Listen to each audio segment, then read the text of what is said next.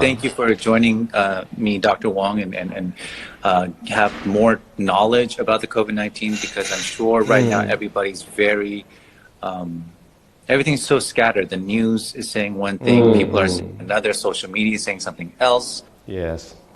I really just want to be able to speak to you because I know that you're part of a project that Circle DNA is doing called Project Screen, which is bringing more home testing available in Hong Kong right now.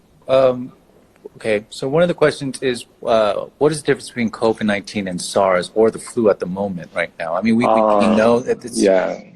That is a really good questions. Good questions. You know, for the seasonal flu, actually, the community had reasonable immunity, and this disease is not that deadly. The mortality rate is like less than, it's like 0.1%, and then we get specific treatment for the seasonal flu, and also we get the vaccine. So comparing seasonal flu and SARS and COVID-19 is totally different, right? And then for COVID-19, I can mention that it is a new disease. Actually, we are learning every day. You know, the evidence one day ago can be different from evidence one day later. So we need to have an open-minded, right? But when we compare the case load, you know, during the SARS episode, actually the total number over the world is like 8,000, right? The mortality is like less than 800. But nowadays, we already had 2.6 million of cases of COVID-19. So significant difference. And the mortality is like nearly 180,000. It takes 180,000 lives. So very severe. When comparing these two diseases, actually, when we talk about the case fatality rate, actually for the SARS is quite severe. It's like 10%. You know, up till now, the case fatality rate for the COVID-19 is like 7%, a little bit less than SARS. However, you know, the COVID-19 seems to be very infectious, you know, very infectious. And one phenomenon that we are worrying about was that actually many people get infected and they remained asymptomatic. That means that they remain asymptomatic. It is difficult to catch these patients and isolate them so that it will spread all over the world. This question. Yeah, so what is your take on the mask situation right now? Do the masks really work? Yeah, I think masks is definitely very important. I will wear a mask every day, at least in the coming years. Because, you know, the COVID-19, the SARS, the seasonal flu, they are all viral infection transmitted by droplets. You know, by droplets. That means that when we are talking, there can be droplets going out. When we are coughing or sneezing, there would be significant droplets coughing out. So that when the droplets, when the infected person's droplets contact another person's mucosal membrane, for example, nose, for example, eye, then this virus can go into the body of the other person. So that if you wear a mask, no matter what type of mask, surgical mask that is very good, N95 that is even a higher level, but that should not be the mask wear by the general population, should be left to the medical personnel. They had a very high risk. And even if you had a DIY mask, that is not a surgical mask, is already good enough. You know, so wearing mask is very important for this disease because it is droplet transmission. So it's a droplet transmission, not airborne, right? Yeah, it is not airborne. This is very important because, you know, for airborne means there is ultra small droplets right there, and these droplets can flow in the air even after you are coughing, sneezing, after maybe 15 minutes in the room, there are small particles right there. So another person going in, they can be infected, right? But for droplet transmission is not as aggressive as the airborne, because when we are talking, when we cough or sneeze, the bigger droplets actually would travel for a distance, then they would fall down to the ground. So that people coming in afterwards, they are less likely to be infected. You know, so difference. Airborne is What about wearing goggles and like gloves and all of that stuff? Yeah, for goggle is a good idea. You know, if you can do that, you feel comfortable because one way of the transmission is those droplets can contact your mucosal membrane at your eyes and then leading to infection. So it is optimum if you can wear a goggle. But I mean the priority is for a mask, even a DIY mask. That is a good idea. Some predict that as the summer approaches, the heat might kill off the virus. What do you think about this? Yeah, that is a reasonable guess. You know, for those seasonal viral infections, actually these viruses are not doing well in the higher temperature, higher humidity in general. However, there are many studies showing that for COVID-19, it may not be the case. So we cannot count on that. So I would expect when the summer is coming, the COVID-19 won't go away, just like in those common seasonal viral infections. And you can see that now in Singapore, in Thailand, actually the temperature is quite high and they also have significant cases. There's a question I think is pretty interesting is Alicia Ding is asking, are chances of contracting COVID-19 multiplied whenever we order takeouts or get food delivery? You know, now the weight of business for the restaurants are takeaway, right? Because we all think that going to the restaurants are a little bit dangerous. That is also true if there are outbreaks still in the city. So for takeaway, I mean, I presume the food are clean, right? Hopefully, right? And then there are still chances that you know, some asymptomatic infected people or people are infected who had mild symptoms who are still going to work because they don't get adequate testing. They can cough and then the droplets can land on the package of the takeaway food, so that when we hand over this and then we touch our eyes, our nose, then we can get infected. So good hand washing, that is a very good idea. So another question was that whether this COVID-19 can be transmitted by the oral fecal route like the hepatitis A. So far, most of the specialists don't think COVID-19 can be transmitted by the oral fecal route. Okay. By food or? Yeah, by food. For example, contaminated food. So if I just but what if I cough on the food? I mean, there is always possibility. For example, if the foods are contaminated and then you touch the food, you take the food, then you may touch your face, then you can get the risk of being transmitted, you know. But not eating it? Yeah, there is no evidence, there is no concrete evidence that the disease can be transmitted by the fecal-oral route, right? This is the current consensus. I mean, I'm always open-minded because, you know, every day, maybe after 1 month, there are more data concerning this, the rate of transmission by the oral fecal route are established. But I can tell you so far, most of the specialists don't think this is a way to transmit the virus. What do you think is the biggest misconception of COVID-19 right now? Okay. So the first thing I think was that initially some people think that the COVID-19 is transmitted by airborne, you know. So this is not true, you know, so that, you know, at the very beginning, people had, you know, everybody would try to buy those face masks, those N95 that would decrease the supply to the medical personnel. So this is not true. You know, in some particular situations which can make COVID-19 transmitted like airborne, that is in the hospital setting. For example, in the isolation ward, doctors are taking care of the COVID-19 patients, and then they may be resuscitating the patients because the patients had difficulty breathing. They are using the high pressure suction, they are using those nebulizing machine, and then in this situation, COVID-19 can behave as airborne. So, you know, for the medical personnel, we are advised that all these medical personnel should wear the N95, more higher level protection that can protect against airborne transmission. But in the community, there is no indication for N95. The second thing I can think about was some people would think the disease is associated with some ethnicity. For example, Chinese people would have this virus but not other countries' people. So this is not a good idea. This is not true because the virus infects people from all over the world. So this is important, very important message. And some really funny one was that some people think about the infection can be transmitted by the high technology 5G.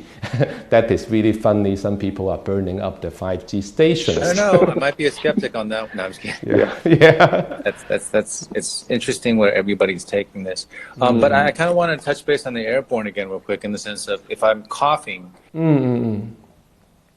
but then there's still that distance of the system. People say it goes longer or it just stays there for, or does it, if I cough in this area, does it stay in the air or does it just go boom and then all of a sudden it just drops to the floor? So that is a very good question and I would like to clarify that. So I would think no distance is 100% safe, right? It's no definite distance. Why people are saying 6 feet or saying, for example, 1.5 to 2 meters, that is a rationale. Because for droplet transmission, actually when we are talking, when we are trying to eating, there can be some respiratory droplets coming out from our mouth or our nose. For the droplet transmission, usually if we allow 2 meters, the droplets means bigger drops, so that within these 2 meters they may land on the ground, so that the people, at more than 2 meters should be safe. But when you think about if I sneeze or if I cough, the pressure is really high. These 2 meters are not safe, right? So that means that these 2 meters is only safe if the people are not coughing or sneezing. If the people are coughing and sneezing, definitely you need extra protection. That is some sort of shielding, right? Face mask, surgical, non-surgical, they can help. So this, I would say, is around 2 meters is the general accepted precaution for social distancing. Wow. And then the perception of how long it lasts on plastic and paper. And steel. So these viruses is quite tough, right? They can in good environment for them, for example, it's a very smooth metallic or plastic surface. If the humidity is low and if the temperature is not high, they can survive over days. Long time, so it would be really very dangerous when we touch the surface contaminated with the virus and then we accidentally touch our face, particularly the eye, nose, then we can be infected. So this implies we need to have very good hand hygiene. So how long do you think it's going to take until we actually get a vaccine going? Because everybody's saying it's going to take about 18 months. Vaccine is always very important in infectious disease. Normally, in developing vaccine, they need to have a phase 1, phase 2, phase 3 test that usually takes several years, But the world is, all over the world is working hard on the COVID-19. I would expect this process would be sooner than several years. Now there are many companies already exploring or investigating to develop this vaccine, and actually human study have been started for the efficacy and for the safety of these vaccines. So I would expect at least it takes 1 more year to have the vaccines to be available to the general population. For example, the timing would be at the end of next year. However, because there are still obstacles in developing the vaccines because there are significant mutations documented in the COVID-19, so that these mutations would pose significant effect on the development of the vaccine. For example, you develop one vaccine that is useful for the current strain of coronavirus, and then 1 year later there is some mutation and which would decrease the immunogenicity for the vaccine. Then you need to start again. So it's a difficult way to develop the vaccine, but we are all working hard on this. Okay. And so what does it actually mean then when somebody is tested positive? Okay, it depends on the method of testing. For example, the gold standard testing now, we are using the RT-PCR method. That is a molecular method detecting the RNA of this virus. So it's a very direct test. If you are test positive, we will confirm the test. If you are positive, that you are infected with COVID-19, right? And you are presumed to be infectious. You are presumed to be infectious until proven otherwise. So it's very accurate diagnosis. And then, so what if someone tests negative? What is the possibility of false negative? Oh yeah, the possibility is that you are not being infected by the virus if you get no symptoms. It is first possibility, but there can be false negative. There are two major reasons for the false negative. The first reason was that you are being infected, but at a very early age, so that the viral load inside your body is still very low, so that the viral load in the collected specimen actually is too low to be detected. Maybe after several days, if you retest again, you will be positive. So that is the one possibility is due to the low viral load in early infection. The second possibility, the second possibility is that is the process of the specimen collection. For example, if we would like to collect a deep throat saliva, you need to collect that in the morning without brushing your teeth, drinking any water. Actually, if I drink a lot of water, then I proceed for the collection, then this specimen may not be reliable, so it can create a false negative test. So even after the 2 weeks incubation period, there's still a possibility of it coming back.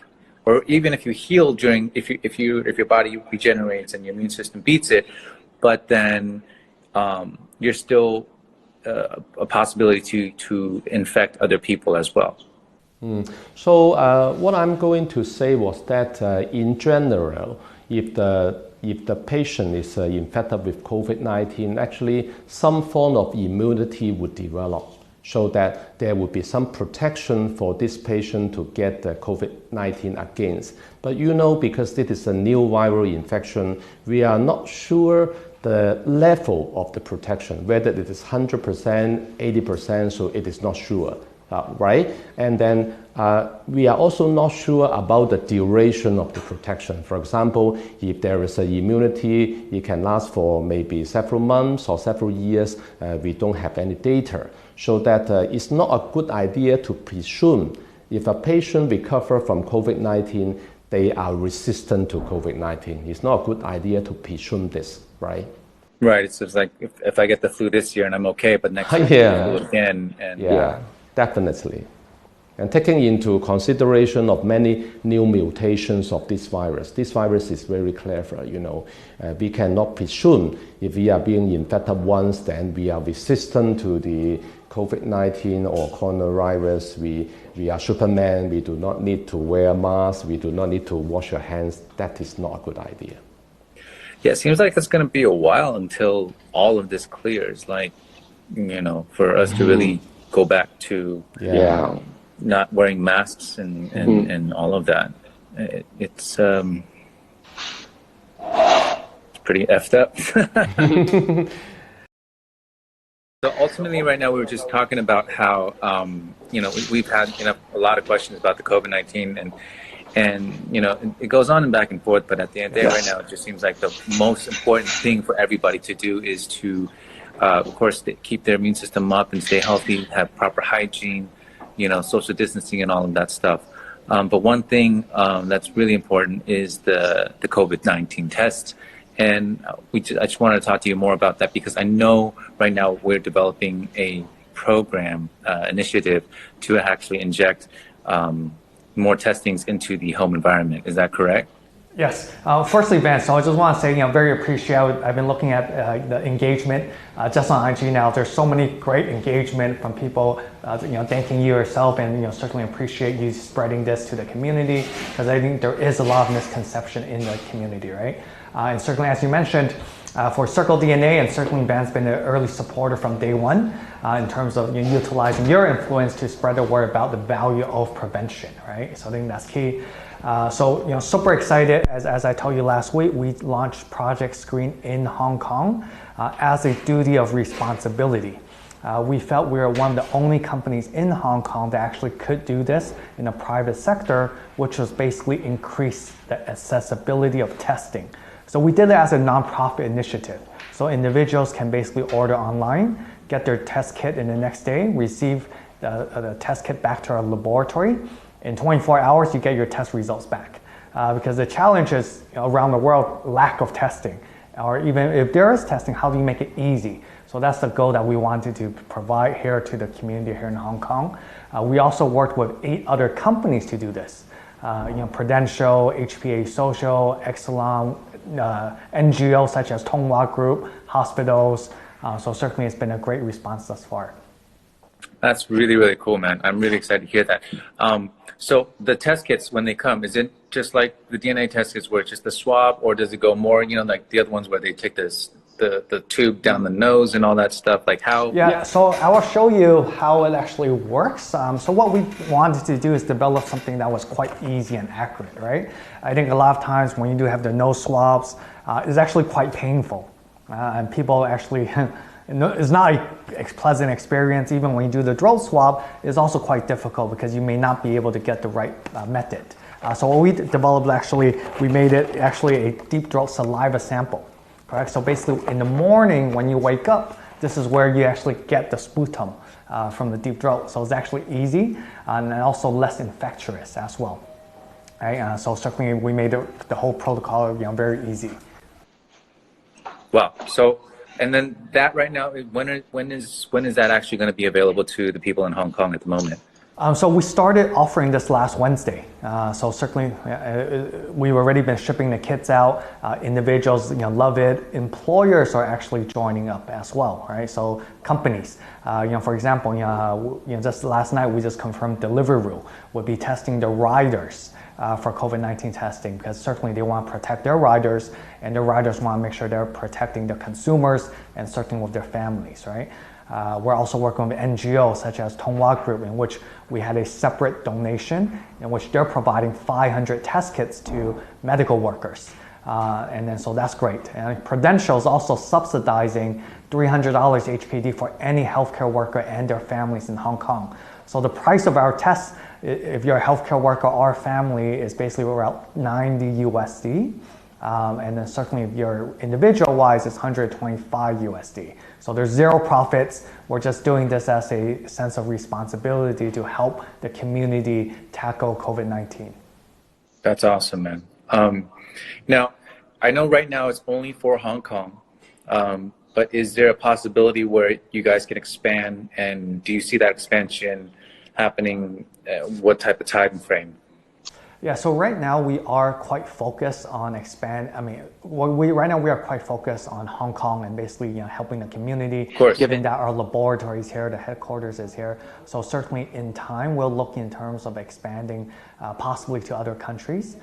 Certainly this will be within the next few months, possibly, but certainly our main focus right now is for Hong Kong and neighboring countries. So certainly this is very important. I see.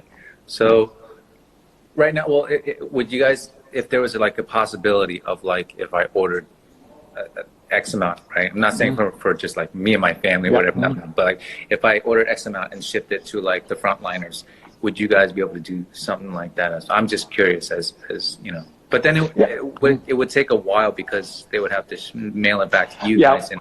Correct. One of the challenges would be the logistic aspect, because basically right now when we get the deep throat saliva sample, it comes back to our laboratory in Hong Kong the same day. And then the next day, individuals, we release the results on the digital perspective, right? We also provide a registered medical professional to give you your results and go through it if you are positive. So we want to make sure everyone actually has the adequate information they need. Okay. Well, I mean, it's definitely exciting stuff, and I'm really glad that, I'm blessed to be a part of this whole project, from the beginning, from Circle DNA and everything that you're doing. And thank you for all that you've been doing, Danny. And is there anything else that you want to add in to let everybody know what else they can do during this time? Yeah, sure. Thank you, Van, for your support and everything from day one, right? I think right now is really the time to actually have many people come together. Right? I think that's the only way we will fight COVID-19 is actually having a joint effort. Yourself, myself, the public sector, the private sector, there's a lot of people that's going to have disagreements about whatever life we know it is today, right? But I think when we look at this whole situation, hopefully we can think about what's truly important, and that is about coming together to fight COVID-19. So certainly, thank you. I think everyone's hopefully stay safe, stay healthy. Definitely wear masks, practice hygiene.